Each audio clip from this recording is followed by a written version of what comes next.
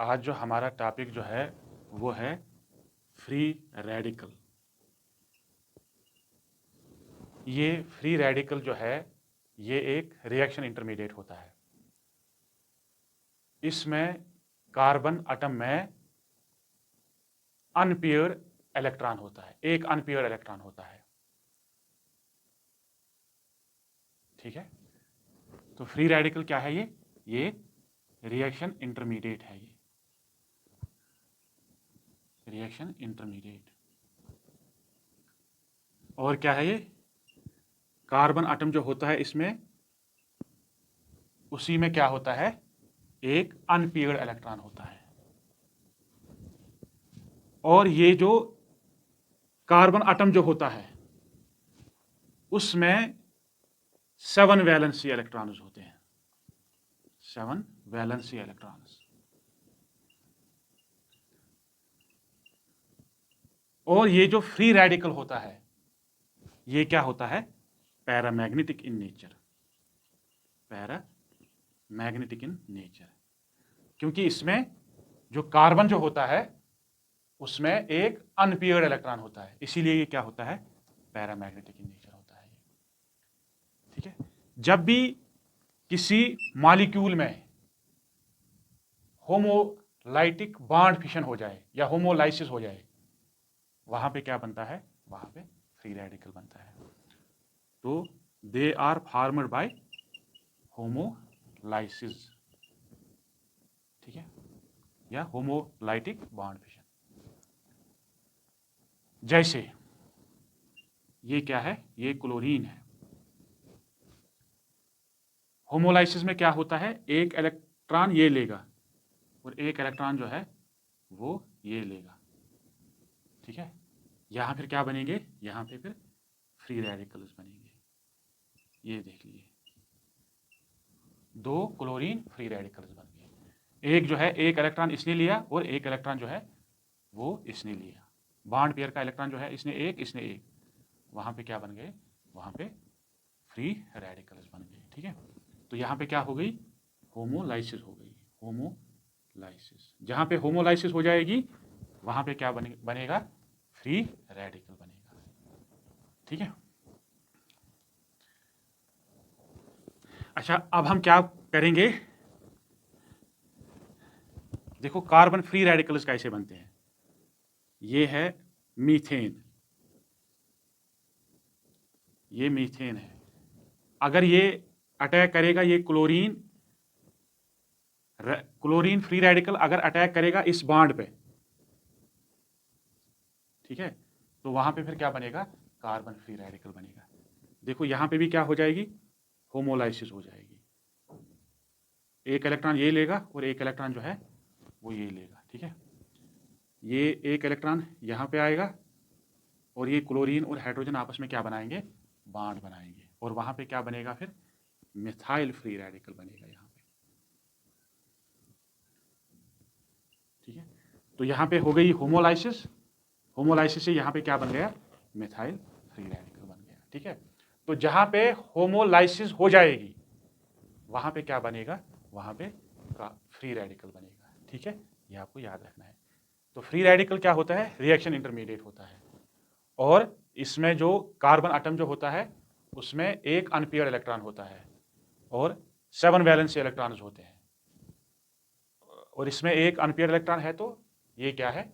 ये paramagnetic in nature है। ठीक है, ये आपको याद रखना है।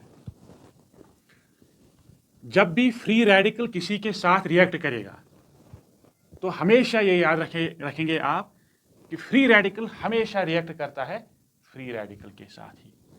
ठीक है, free radical reacts with free radical. Free radical reacts with free radical.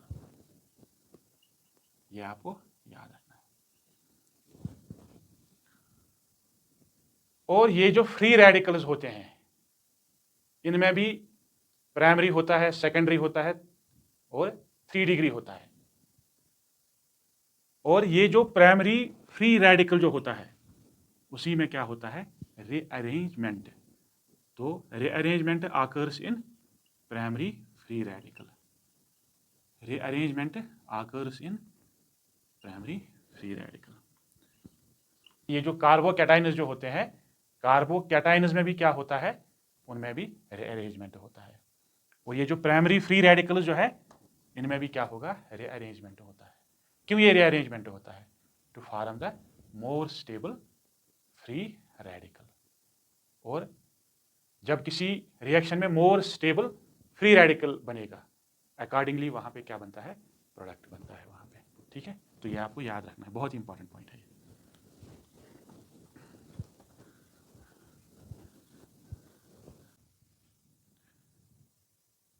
बेटा एक बात आपको याद रखनी है, वो ये है कि ये जो फ्री रेडिकल्स जो होते हैं, इनकी शेप को प्रिडिक्ट करना जो है वो बहुत ज़्यादा डिफिकल्ट है।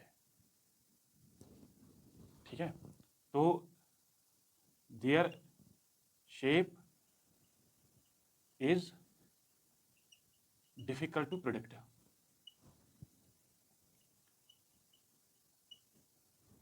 ठीक है, क्या शेप रहेगा फ्री रेडिकल्स में, उसको बताना जो है ना वो बहुत ज़्यादा मुश्किल है, क्योंकि ये शेप जो है ना ये डिपेंड करती है the groups or the atoms attached with the carbon having or electron. ठीक है, तो ये अगर हमारा ये कार्बन एटम है जिसमें क्या होगा, अनपेयर्ड इलेक्ट्रॉन होगा, जिसमें आर इलेक्ट्रॉन है, इसकी शेप वो डिपेंड किस पे करती है, कौन से ग्रुप्स इसके साथ अटैच होंगे। ठीक है, तो वही अगर हाइड्रोजन होंगे या मिथाइल ग्रुप्स होंगे तो शेप जो है ना वो डिफरेंट आएगी। ठीक है, तो चाहे यहाँ पे अगर आप यहाँ पे मिथाइल ग्रुप्स लगाएंगे, इथाइल ग्रुप लगाएंगे या आइसोप्रोपाइल ग्रुप लगाएंगे तो शेप जो है ना वो डिफरेंट आ जाएगी, क्योंकि शेप डिपेंड किस पे होती है, the groups attached with this carbon atom. इसीलिए हम ये बोलते हैं कि इनकी शेप को प्रेडिक्ट करना जो है वो बहुत ही डिफिकल्ट है। ठीक है, मगर अगर हम मिथाइल फ्री रेडिकल की बात करेंगे, इसमें क्या होगी, इसमें sp2 हाइब्रिडाइजेशन होगी और इसकी शेप फिर क्या रहेगी, ट्राइगोनल प्लेनर शेप।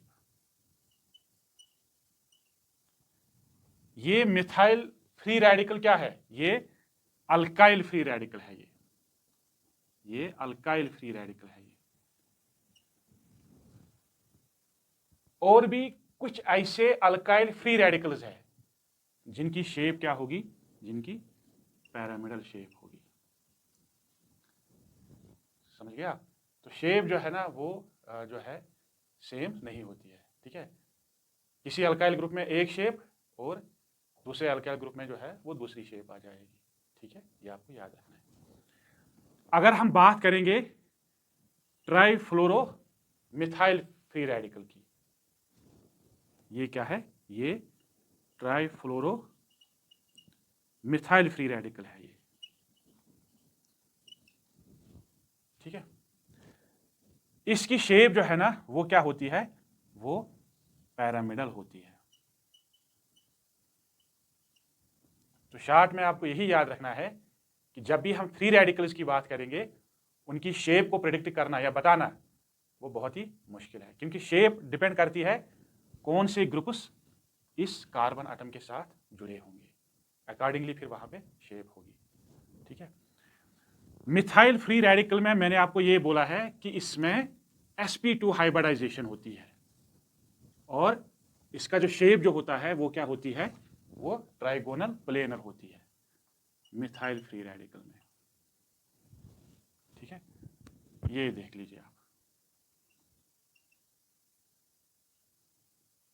ये है इसकी शेप, ट्राइगोनल प्लेनर। इसमें 3 sp2 हाइब्रिडाइज्ड आर्बिटाइल्स होंगे, 3 क्या होंगे, sp2 हाइब्रिडाइज्ड आर्बिटाइल्स होंगे इसमें, ये आपको याद रखना है। ये भी sp2, ये भी sp2 और ये भी क्या है, sp2 है। और ये 3 ऑर्बिटल्स जो है ना, ये क्या बनाएंगे, ये 3 सिग्मा बॉन्ड्स बनाएंगे, 3 सिग्मा बॉन्ड्स बनाएंगे, या कार्बन के साथ या हाइड्रोजन के साथ, या कार्बन और हाइड्रोजन के साथ, दोनों के साथ बनाएंगे। ठीक है। और ये जो ऑर्बिटल जो है ये है अनहाइब्रिडाइज्ड, इसकी हाइब्रिडाइजेशन नहीं हुई है, ये क्या है, अनहाइब्रिडाइज्ड। और इसी अनहाइब्रिडाइज्ड ऑर्बिटल में क्या प्रेजेंट है, इसमें अनपेयर्ड प्रेजेंट है। ठीक है। और यहां पे बॉन्ड एंगल क्या रहेगा, 120 डिग्री रहेगा यहाँ पे बॉन्ड एंगल। ठीक है। तो आपको यही याद रखना है कि मिथाइल फ्री रेडिकल की जब हम बात करेंगे तो sp2 हाइब्रिडाइजेशन होगी। ठीक है। और शेप क्या रहेगा, ट्राइगोनल प्लेनर रहेगा, और उसमें ये एक अनहाइब्रिडाइज्ड ऑर्बिटल होता है, उसी में क्या रहता है, ये आड इलेक्ट्रॉन रहता है वहीं पे। ठीक है। इसी आड इलेक्ट्रॉन की वजह से ये क्या होते हैं, ये पैरामैग्नेटिक होते हैं, ये आपको याद रखना है। मगर ये भी याद रखना है कि इनकी शेप को प्रिडिक्ट करना बहुत ज़्यादा डिफिकल्ट है। ठीक है। थैंक्स। वो क्या है, वो है स्टेबिलिटी ऑफ फ्री रेडिकल्स।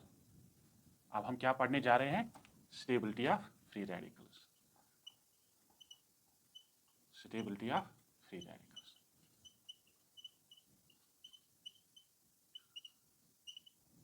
देखो, फ्री रेडिकल्स का ये जो अल्काइल फ्री रेडिकल्स जो होते हैं उनमें स्टेबिलिटी का ऑर्डर क्या होता है, 3 डिग्री ज्यादा स्टेबल होता है 2 डिग्री से, 2 डिग्री ज्यादा स्टेबल होता है 1 डिग्री से, और ये ज्यादा स्टेबल होता है मिथाइल फ्री रेडिकल से। ये आपको याद रखना है। जैसे ये क्या है, ये है 1 डिग्री फ्री रेडिकल। ठीक है। ये क्या है,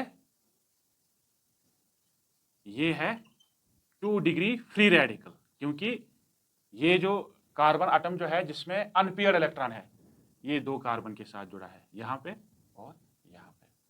अच्छा, ये क्या है, ये 2 डिग्री है। 3 डिग्री में क्या होगा, ये देख लीजिए आप, ये कार्बन एटम जो है ये 3 कार्बन एटम के साथ जुड़ा होगा, ये देख लीजिए आप, ये 3 डिग्री फ्री रेडिकल है। और ये क्या है, ये मिथाइल फ्री रेडिकल है। तो हम यही बोलते हैं कि 3 डिग्री ज्यादा स्टेबल होता है 2 डिग्री से, 2 डिग्री ज्यादा स्टेबल होता है 1 डिग्री से, 1 डिग्री ज्यादा स्टेबल होता है मिथाइल फ्री रेडिकल से। ऐसा हम क्यों बोलते हैं, क्योंकि ये हम एक्सप्लेन किससे करते हैं, ये हाइपर कंजुगेशन से एक्सप्लेन हम करते हैं। जहां पे ज्यादा अल्फा हाइड्रोजन्स होंगे वहां पे ज्यादा रेजोनेटिंग स्ट्रक्चर्स होंगे, और वो फ्री रेडिकल क्या होगा, वो ज्यादा स्टेबल है। यहां पे 9 अल्फा हाइड्रोजन्स है, 3 यहां पे, 3 यहां पे और 3 यहां पे, तो यहां पे क्या होंगे, 10 रेजोनेटिंग स्ट्रक्चर्स होंगे यहां पे। और यहां पे 3 ही अल्फा हाइड्रोजन्स है, तो 4 रेजोनेटिंग स्ट्रक्चर्स होंगे यहां पे। यहां पे 6 अल्फा हाइड्रोजन्स है, ये देख लीजिए आप, तो यहां पे 7 रेजोनेटिंग स्ट्रक्चर्स होंगे, क्योंकि resonating structures, number of resonating structures किसके बराबर होता है, वो होता है number of alpha hydrogens plus 1। यहां पे 9 अल्फा हाइड्रोजन्स है, प्लस 1 करेंगे तो इसीलिए वहां पे 10 रेजोनेटिंग स्ट्रक्चर्स आ रहे हैं। यहां पे 6 अल्फा हाइड्रोजन्स है, प्लस 1 करेंगे तो 7 रेजोनेटिंग स्ट्रक्चर्स आ रहे हैं। यहां पे 3 ही अल्फा हाइड्रोजन्स है, इसीलिए यहां पे क्या आ रहे हैं, 4 रेजोनेटिंग स्ट्रक्चर्स आ रहे हैं। और जहां पे ज्यादा रेजोनेटिंग स्ट्रक्चर्स, वो फ्री रेडिकल क्या होगा, ज्यादा स्टेबल होगा, क्योंकि stability is directly proportional to resonating structures. ठीक है। तो 3 डिग्री ज्यादा स्टेबल है 2 डिग्री से, 2 डिग्री ज्यादा स्टेबल है 1 डिग्री से, और वो है मिथाइल फ्री रेडिकल से। यहां पे कितने रेजोनेटिंग स्ट्रक्चर्स, 10, यहां पे 7, यहां पे 4, इसीलिए ये जो है 3 डिग्री जो है वो सबसे ज्यादा स्टेबल आ रहा है। और इस ऑर्डर को हमने एक्सप्लेन किससे किया, ये हमने एक्सप्लेन किया हाइपर कंजुगेशन से। ठीक है। तो ये जो अल्फा हाइड्रोजन्स जो है अल्फा हाइड्रोजनस, उससे हमको बहुत सारे रेजोनेटिंग स्ट्रक्चर्स मिलते हैं। जहाँ पे ज़्यादा अल्फा हाइड्रोजनस होंगे वहाँ पे ज़्यादा रेजोनेटिंग स्ट्रक्चर्स होंगे, ये आपको याद रखना है।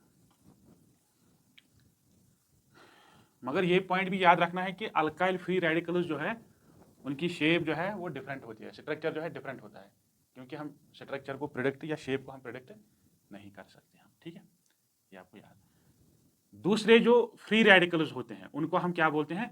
Allyl free radicals. Allyl free radicals, देखो अलाइल फ्री रेडिकल्स कैसे होते हैं।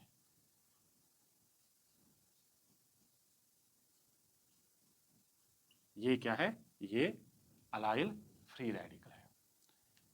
ये जो फ्री रेडिकल का जो ये जो कार्बन एटम जो है जिसमें क्या है? अनपेयर इलेक्ट्रॉन है, ये डबल बॉन्डेड कार्बन के साथ जुड़ा होता है। कहाँ पे?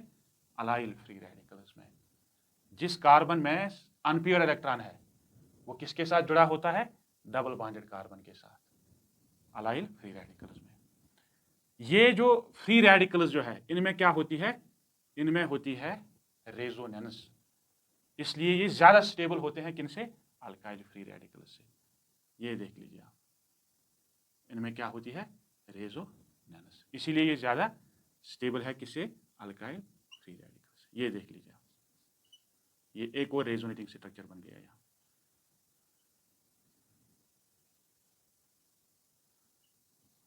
ये देख लीजिए, तो allyl free radicals are more stable than alkyl free radicals because they have resonance. Resonance, ठीक है। ये जो अलाइल फ्री रेडिकल्स जो होते हैं इनमें भी प्राइमरी होता है, सेकेंडरी होता है और टेरेस्ट्री होता है। ये देख लीजिए आप, अब उन्हीं को हम बना लेते हैं।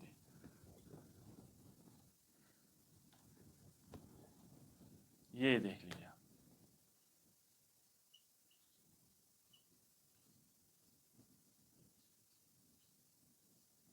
ये क्या है? ये हमारे पास प्राइमरी अलाइल फ्री रेडिकल है ये, क्योंकि ये कार्बन एटम जो है ये 1 कार्बन के साथ जुड़ा है, इसीलिए ये क्या बन गया? प्राइमरी अलाइल फ्री रेडिकल बन गया, या 1 डिग्री जिसको हम बोलते हैं। सेकेंडरी में क्या होता है? ये देख लीजिए आप, सेकेंडरी में ये जो कार्बन एटम जो होगा ये 2 के साथ जुड़ा होगा। ये देख लीजिए आप,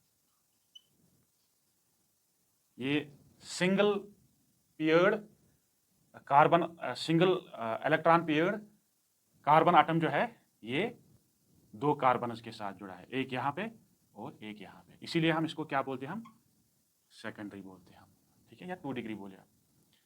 3 डिग्री में क्या होता है? ये कार्बन एटम जो है ये जुड़ा होता है 3 कार्बन के साथ।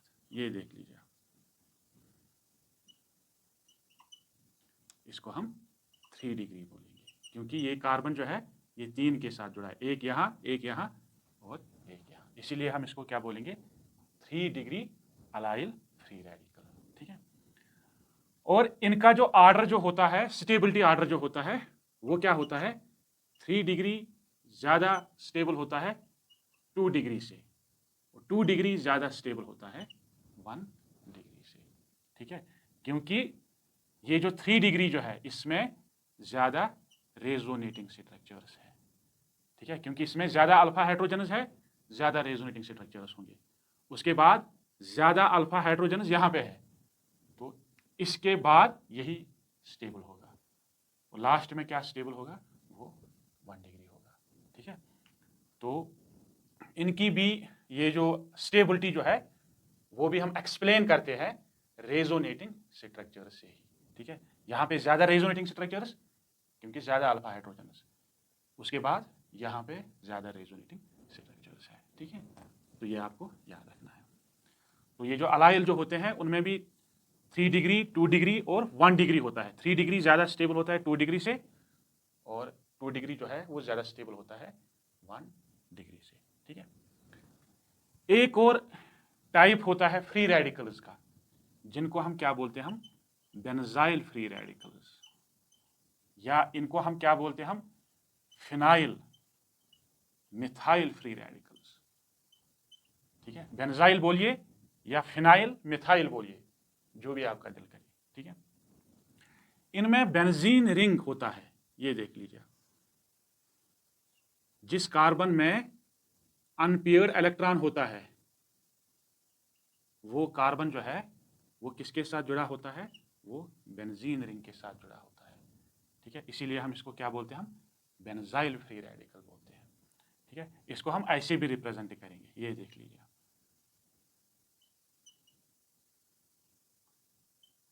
ये देख लीजिए, ये भी क्या है, बेंजाइल फ्री रेडिकल। चाहे ऐसे लिख लीजिए या ऐसे लिख लीजिए, एक ही बात है। ठीक है, इनका भी 3 डिग्री होता है, 2 डिग्री होता है और 1 डिग्री होता है। ये क्या है, ये 1 डिग्री है, क्योंकि ये एक ही कार्बन के साथ जुड़ा है। ठीक है, 2 डिग्री में क्या होता है कि ये फ्री रेडिकल का कार्बन जो है ये अटैच होता है 2 फिनाइल ग्रुप्स के साथ, ये देख लीजिए आप। ठीक है, इसको आप ऐसे भी लिख सकते हैं, आप C6H5 ट्वाइस, और ये क्या आपका है, ये 2 डिग्री है, क्योंकि सिंगल ये जो कार्बन एटम जो है, ये फ्री रेडिकल का जो कार्बन एटम जो है वो 2 कार्बन के साथ जुड़ा है ये। ठीक है, 3 डिग्री में क्या होता है, उसमें 3 फिनाइल ग्रुप्स होते हैं। ठीक है, 1 डिग्री में एक बेंजीन रिंग होती है, और 2 डिग्री में 2 बेंजीन रिंग्स होते हैं या 2 फिनाइल ग्रुप्स होते हैं, और 3 डिग्री में उसमें 3 फिनाइल ग्रुप्स होते हैं। और इनका भी आर्डर जो है 3 डिग्री ज्यादा है 2 डिग्री से, और 2 डिग्री ज्यादा है 1 डिग्री से। ठीक है, क्योंकि 3 डिग्री में ज्यादा रेजोनेटिंग स्ट्रक्चर्स है, उसके बाद 2 डिग्री में, और उसके बाद 1 डिग्री में। ठीक है, अगर हम प्राइमरी की बात करेंगे, प्राइमरी की अगर हम बात करेंगे, primary phenyl methyl free radical, इसमें कितने रेजोनेटिंग स्ट्रक्चर्स होंगे, इसमें 4 रेजोनेटिंग स्ट्रक्चर्स होंगे। क्योंकि ये रिंग जो है, रिंग हम ये बोलते हैं कि रिंग के पास कितने रेजोनेटिंग स्ट्रक्चर्स है, 3 है, और ये क्या है, ये एक की एटम है, और की एटम से भी क्या होता है, उससे भी एक रेजोनेटिंग स्ट्रक्चर्स होता है, उससे भी एक रेजोनेटिंग स्ट्रक्चर होता है। तो टोटल यहाँ पे कितने होंगे, 4 रेजोनेटिंग स्ट्रक्चर्स होंगे। तो ये जो आपका प्राइमरी बेंजाइल फ्री रेडिकल है, उसमें कितने हैं, 4, ये 4 रेजोनेटिंग स्ट्रक्चर्स है। और यहाँ पे कितने रेजोनेटिंग स्ट्रक्चर्स होंगे, इसकी वजह से 3, इस फिनाइल ग्रुप से इसकी वजह से 3, और ये की एटम से क्या होगा, 1 होगा। तो टोटल कितने होंगे, 7 रेजोनेटिंग स्ट्रक्चर्स होंगे। और 3 डिग्री में कितने होंगे, इसमें 10 रेजोनेटिंग स्ट्रक्चर्स होंगे। यह आपको याद रखना है कि एक फिनाइल ग्रुप के पास, एक बेंजाइल ग्रुप के पास, उसमें 3 रेजोनेटिंग स्ट्रक्चर्स होते हैं, और ये जो एटम जो होता है इसको हम क्या बोलते हैं, की एटम बोलते हैं।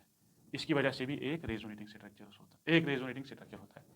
तो यहाँ पे 4 है, यहाँ पे कितने हैं, 7 है, और यहाँ पे कितने हैं, 10 है। ठीक है, ये आप खुद भी कैलकुलेट कर सकते हैं। और यहाँ पे 10 रेजोनेटिंग स्ट्रक्चर्स है, यहाँ पे 7, और यहाँ पे 4। जहाँ पे ज्यादा रेजोनेटिंग स्ट्रक्चर्स, वो ज्यादा क्या होता है, वो स्टेबल होता है। इसीलिए हम ये बोलते हैं कि 3 डिग्री जो है वो ज्यादा स्टेबल है 2 डिग्री से, और वो ज्यादा स्टेबल है 1 डिग्री से, क्योंकि रेजोनेटिंग स्ट्रक्चर से ही हम ये स्टेबिलिटी को एक्सप्लेन करते हैं। ठीक है, एक और पॉइंट जो आपको याद रखना है वो ये है कि ये जो बेंजाइल फ्री रेडिकल्स होते हैं ये ज्यादा स्टेबल होते हैं अलाइल फ्री रेडिकल से।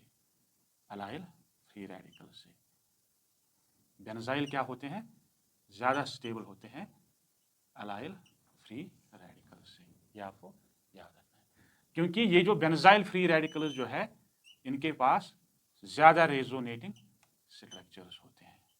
यहाँ पे भी रेजोनेंस है और यहाँ पे भी रेजोनेंस है, मगर इनके पास ज्यादा रेजोनेटिंग स्ट्रक्चर्स होते हैं, इसीलिए ये क्या होते हैं, ज्यादा स्टेबल होते हैं। ये आपको याद रखना है।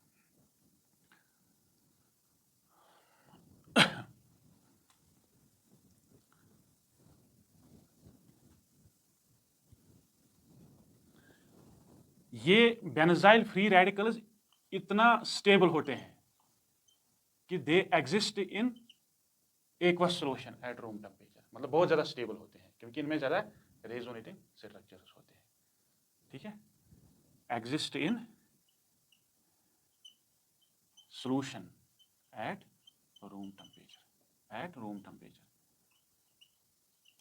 At room temperature. ठीक है, ये आपको याद रखना है।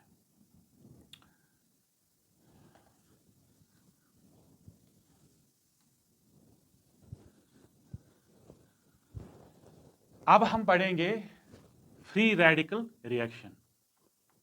Free radical reaction, free radical reaction वो रिएक्शन है जिसमें रिएक्शन इंटरमीडिएट क्या होगा, फ्री रेडिकल ही होगा। और ये जो फ्री रेडिकल रिएक्शंस होते हैं ये 3 स्टेप्स में हो जाती है। ठीक है, they take place in 3 steps. 3 steps. पहले स्टेप को हम क्या बोलते हैं, हम उसको हम बोलते हैं इनिशिएशन। दूसरे को हम क्या बोलते हैं, हम प्रोपगेशन। और लास्ट वन को हम क्या बोलते हैं, हम टर्मिनेशन। तो फ्री रेडिकल रिएक्शन जो है ये 3 स्टेप्स में होता है। पहला इनिशिएशन, दूसरा प्रोपगेशन, तीसरा टर्मिनेशन। देखो इनिशिएशन में क्या होता है, इसमें जो मॉलिक्यूल होता है उसकी क्या होती है, होमोलाइसिस होती है। ठीक है, ये फ्री रेडिकल रिएक्शन जो है इसका मैकेनिज्म एक्सप्लेन करने के लिए हम क्या पढ़ेंगे, क्लोरीनेशन ऑफ मीथेन पढ़ेंगे। क्लोरीनेशन ऑफ मीथेन पढ़ेंगे। क्लोरीनेशन ऑफ मीथेन जो है वो भी क्या है, वो भी फ्री रेडिकल रिएक्शन है। ठीक है, और फ्री रेडिकल रिएक्शन जो है वो 3 स्टेप्स में होते हैं, है ना। तो ये क्लोरीनेशन ऑफ मीथेन जो है ये भी जो है ये 3 स्टेप्स में हो जाएगी। ठीक है, तो पहला स्टेप यहाँ पे क्या होगा, पहला स्टेप यहाँ पे इनिशिएशन होगा। हर फ्री रेडिकल रिएक्शन में क्या होता है, इनिशिएशन होता है पहला स्टेप। ठीक है, तो इनिशिएशन में क्या होता है कि हमारा ये जो क्लोरीन मॉलिक्यूल जो है जो हम ऐड करने जा रहे हैं, किसको, मीथेन को ऐड करने जा रहे हैं, इस क्लोरीन मॉलिक्यूल की क्या हो जाएगी, होमोलाइसिस हो जाएगी। होमोलाइसिस हो जाएगी। यहां पे क्या बनेंगे, 2 क्लोरीन फ्री रेडिकल्स बनेंगे। यहां ये जो इनिशिएशन का जो स्टेप जो होता है फ्री रेडिकल रिएक्शंस का, वो क्या होता है, ये एंडोथर्मिक इन नेचर होता है। और हम ये बोलेंगे कि यहाँ पे डेल एच क्या होगा, पॉजिटिव होगा, क्योंकि इस इनिशिएशन को करने के लिए हमें या हीट देनी पड़ेगी या लाइट देनी पड़ेगी या हमें इलेक्ट्रिसिटी सप्लाई करनी पड़ेगी, या हम यहाँ पे क्या करेंगे, या यहाँ पे हम पेरोक्साइड डालेंगे। ठीक है, तो ये सेटअप हमेशा क्या होता है, ये एंडोथर्मिक होता है, एनर्जी देनी पड़ती है। ठीक है, और पहले सेटअप में क्या होता है, होमोलाइसिस होता है। ठीक है, सेकंड स्टेप जो होता है इनका वो क्या है, वो है प्रोपगेशन। प्रोपगेशन, पहला स्टेप इनिशिएशन और सेकंड जो है वो क्या है, प्रोपगेशन।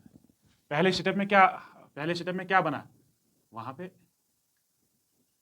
क्लोरीन मॉलिक्यूल था, उसकी क्या हो गई, होमोलाइसिस हो गई, है ना। तो 2 फ्री रेडिकल्स बन गए, है ना।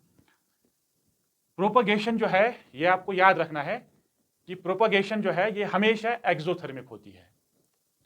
और ये जो प्रोपगेशन स्टेप जो होता है ये 2 या 2 से ज्यादा स्टेप्स में होता है। ठीक है, तो ये क्या होता है, ये एक्सोथर्मिक होता है, एनर्जी यहां पे रिलीज होती है। तो हम ये बोलेंगे कि डेल एच यहां पे क्या होगा, वो नेगेटिव होगा। और ये प्रोपगेशन जो है ये 2 या 2 से ज्यादा स्टेप्स में हो जाती है। ठीक है, देखो पहले स्टेप में क्लोरीन फ्री रेडिकल्स बन गए। अब यही क्लोरीन फ्री रेडिकल्स अटैक करेंगे किस पे, मीथेन पे अटैक करेंगे। देखो क्या हो जाएगा, ये एक यहाँ जाएगा, एक यहाँ जाएगा, और ये एक ये जो है ये यहाँ आएगा। ठीक है, देखो क्या बनेगा वहाँ पे मिथाइल फ्री रेडिकल बन गया, और क्या बनेगा वहाँ पे HCl बन गया, क्योंकि इन दोनों ने आपस में क्या बनाया, बॉन्ड बनाया इन दोनों ने। ठीक है, अच्छा अब ये मिथाइल फ्री रेडिकल अटैक करेगा किस पे, क्लोरीन मॉलिक्यूल पे, और वहां पे क्लोरीन फ्री रेडिकल बनाएगा। ये देख लीजिए, पहले यहाँ पे क्या हो जाएगी, होमोलाइसिस हो जाएगी। ठीक है, फिर ये इधर आएगा, ये देख लो आप, अब क्या बनेगा यहाँ पे, मिथाइल क्लोराइड बनेगा, और क्या बनेगा यहाँ पे, क्लोराइड फ्री रेडिकल बन गया। तो यहाँ पे इस क्लोरीन फ्री रेडिकल ने मीथेन पे अटैक किया और मिथाइल फ्री रेडिकल बनाया। यहां पे वही अटैक कर रहा है किस पे, क्लोरीन मॉलिक्यूल पे, और क्लोरीन फ्री रेडिकल बना दिया। ठीक है, तो यहां पे ये फ्री रेडिकल जो है ये कंज्यूम हो रहा है और ये निकल रहा है, यहां पे यही कंज्यूम हो रहा है और ये निकल रहा है। तो इसीलिए ये जो प्रोपगेशन जो होती है ये इस फ्री रेडिकल रिएक्शन को क्या है, इसको ये चलाती है। इसीलिए हम इसको क्या बोलते हैं, हम प्रोपगेशन सेटअप बोलते हैं। ठीक है, प्रोपगेशन सेटअप जो है हमेशा 2 या 2 से ज़्यादा सेटअप उसमें होती है। ये एक सेटअप है और ये दूसरा सेटअप है। ठीक है, प्रोपगेशन में यही याद रखना है कि एक फ्री रेडिकल अटैक करेगा और वो कंज्यूम हो जाएगा, दूसरा बनेगा, फिर वो दूसरे मॉलिक्यूल पे अटैक करेगा और फिर वहाँ पे एक और फ्री रेडिकल बनेगा वहाँ पे। तो इस तरह से ये जो रिएक्शन जो है ये प्रोपगेट हो जाती है, फ्री रेडिकल रिएक्शन जो है वो प्रोपगेट हो जाती है। इसीलिए हम इसको क्या बोलते हैं, हम ये प्रोपगेशन सेटअप बोलते हैं हम इसको। अब जो लास्ट वाला जो सेटअप जो होता है वो क्या है, वो है टर्मिनेशन।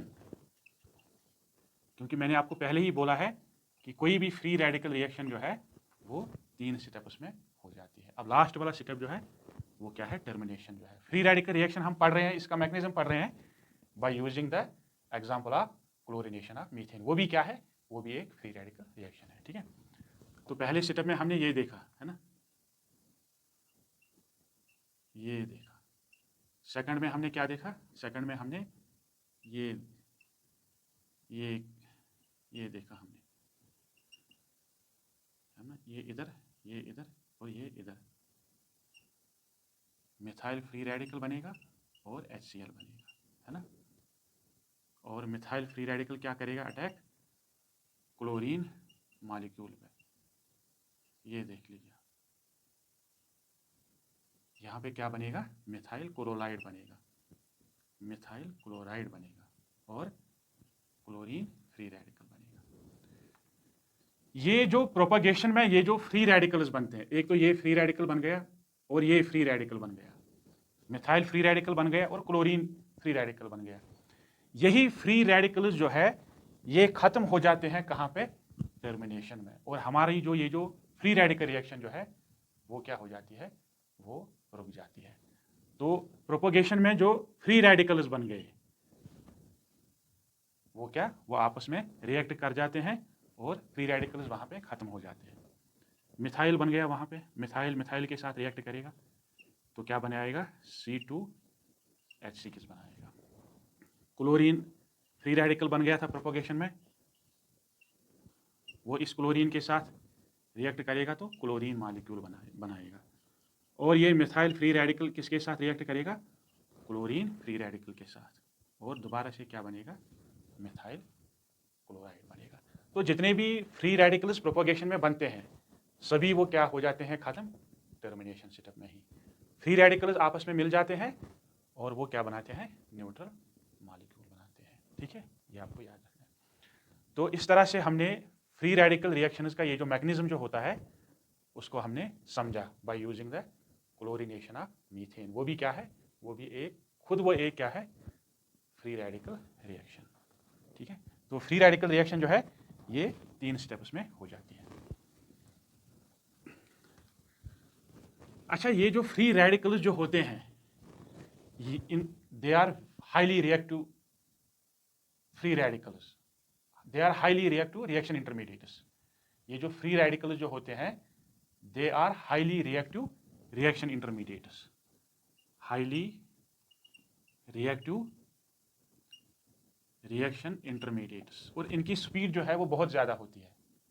इनकी स्पीड को हम कम कर सकते हैं, फ्री रेडिकल रिएक्शन को हम कम कर सकते हैं, स्लो डाउन कर सकते हैं बाय यूजिंग सम इनहिबिटर्स,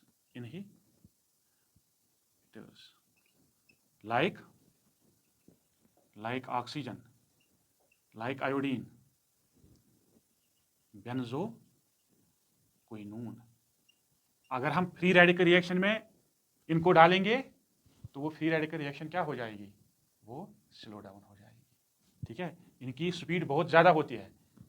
ठीक है, जल्दी ये रिएक्ट हो जाते हैं आपस में फ्री रेडिकल्स, तो उसको हम कम कर सकते हैं, स्लो डाउन कर सकते हैं बाय एडिंग दीज सब्सटेंसेस। इनको हम क्या बोलते हैं, इनहिबिटर्स बोलते हैं।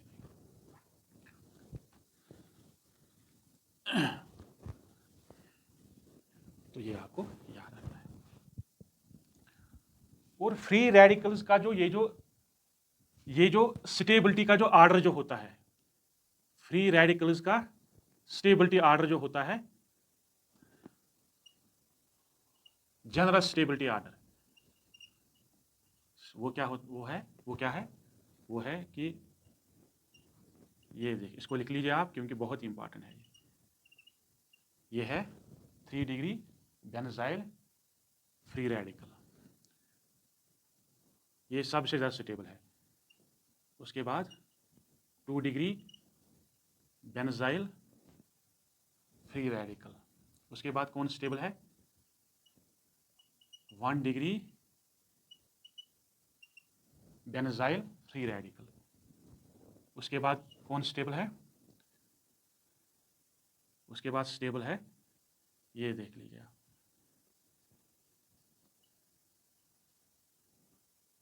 उसके बाद स्टेबल है टेरेस्ट्री एलाइल फ्री रेडिकल।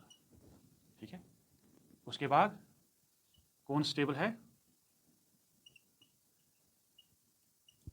ये देख लीजिए आप,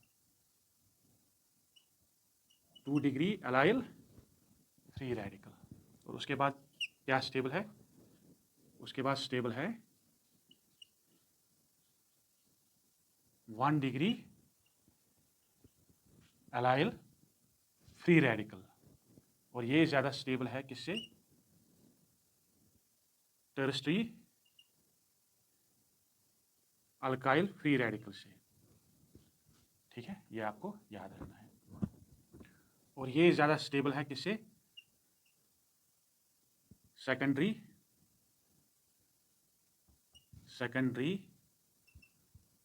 अल्काइल फ्री रेडिकल से।